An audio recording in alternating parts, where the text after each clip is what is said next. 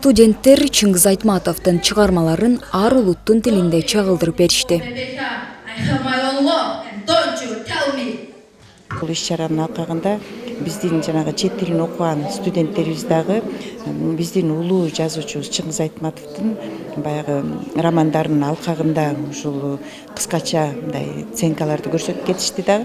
Бул эмнени айтат? Бул биздин студенттердин ушул өздөрү баягы экинчи тил катары окуп жаткан ошол тилине болгон баягы өзгөчө мамилесин дагы көрсөтөт да. Ушу студенттерибиз дагы ошол бир айлыкта өтө мындай баягы кызыгуу менен өтө мындай болуттуу мамиле жасашып, ушу жакшы иш-чараларды биздин университеттин алкагында күнүгө байма-бай өткөрүлүп атты. Улуттун улут экенин далилдеген анын тили. Өз тилинде сүйлөбөгөн улут түп тамыры менен жок болуп кетүү коркунучуна кептелет.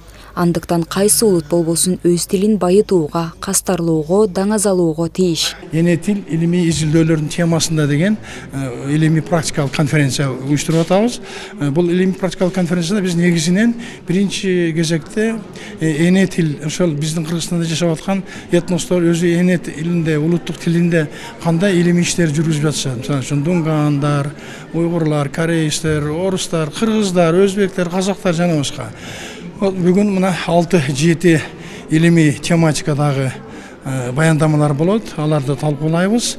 Бул жерден жалаң гана ушул мамлекеттик тилде иш жүргүзүлүшү керек деген ойдон алыс бул.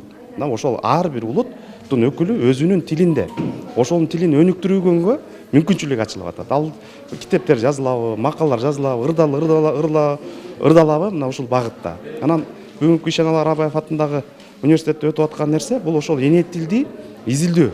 Кыргызстанда 80ден ашык улуттун өкүлдөрү жашаса, алардын бардыгы өз тилинде сүйлөө укугуна ээ. Бул мыйзамда кепилденген жана мамлекет ар бир этностун тилин коргоого алат. Башка улуттардын маданиятын изилдеш керек, тарыхын изилдеш керек, фольклорун изилдеш керек.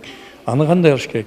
Аны изилдегенден кийин мисалы үчүн биздин окуу программаларыбыз, окуу мектептерибиз, окуу куралдарыбыз бар.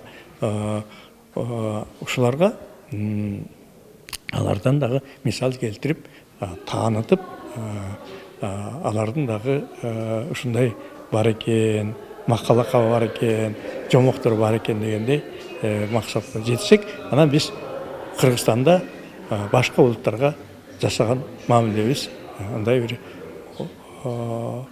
оң болот го деп ойлойм да. 21 февраль эне тилдин эл аралык күнү 1999-жылы ЮНЕСКО тарабынан кабыл алынган. Бул күндү дүйнөнүн бир катар өлкөлөрү белгилеп, анын ичинде Кыргызстанда жыл сайын түрдүү багыттагы иш-чараларды өткөрөт. Ал ар бир улуттун эне тилин жана маданий көп түрдүүлүк табиятын сактап калуу максатын көздөйт. Айдай Ташыбекова, Келдибек Уланбеков, СТВ.